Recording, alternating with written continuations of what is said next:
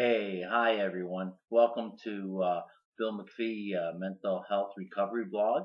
I'm your host, Bill MacPhee, and I'm your recovery expert. And remember, recovery is when you wouldn't want to be anybody else but who you are today.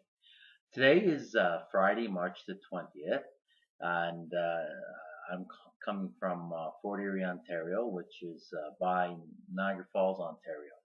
So we've gone through a long winter, a long and cold winter, and tomorrow is the first day of spring, March 21st.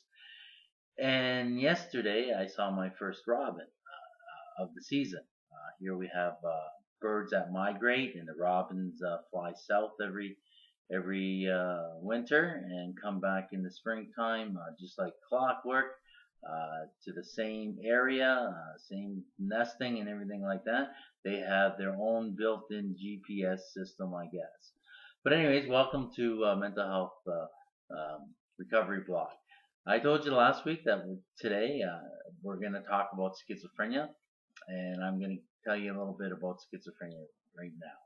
So basically, schizophrenia is a brain disorder, and it affects 1 out of every 100 people. So the statistic is that 1 out of every 100 people will have schizophrenia within a lifetime. That means that when a baby is born, by the time that baby grows and lives a long life and dies, there will be 1 out of 100 people that have this illness.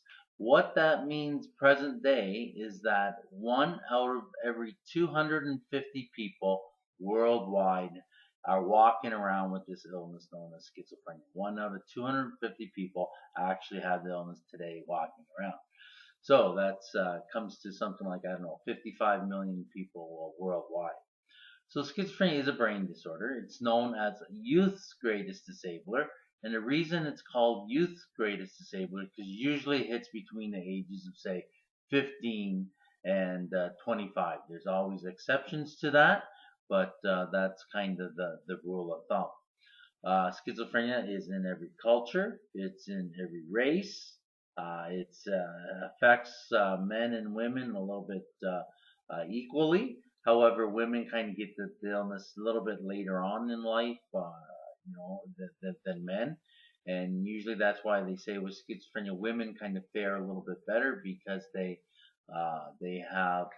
get hit a little bit later, and they may have some schooling or career that they started, and they can get back up on the horse kind of thing. Where with men, a lot of times it's hit a little bit earlier through the social stages of life developing, and so that takes longer for them to bounce back. However, recovery is possible and expected. Schizophrenia basically has what's known as positive and negative symptoms.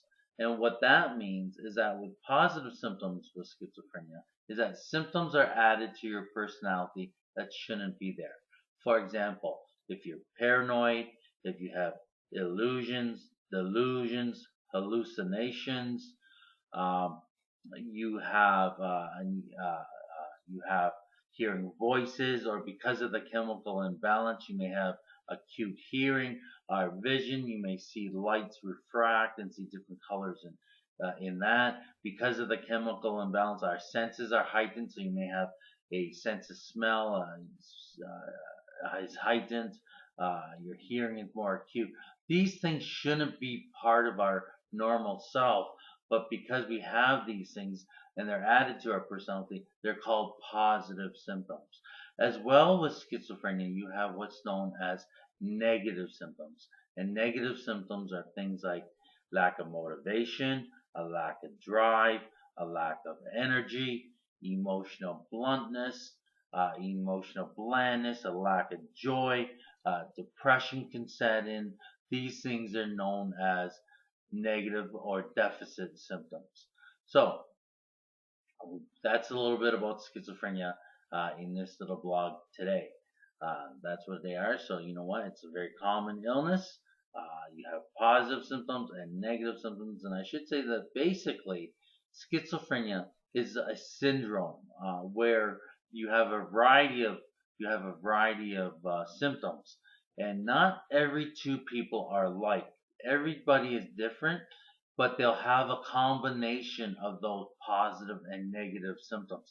Some people may have schizophrenia that are not paranoid.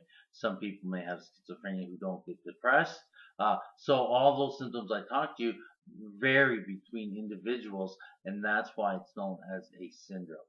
So hopefully you've learned something today. Next week, next Friday, we're going to talk about a schizoaffective disorder, and tell people about this blog. Share this blog, and you want to tell you about we have our two new web pages up at billmcphee.ca. That's Bill MacPhee is MacPhee, so billmcphee.ca, as well as our other site, which is mentalwellnesstoday.com.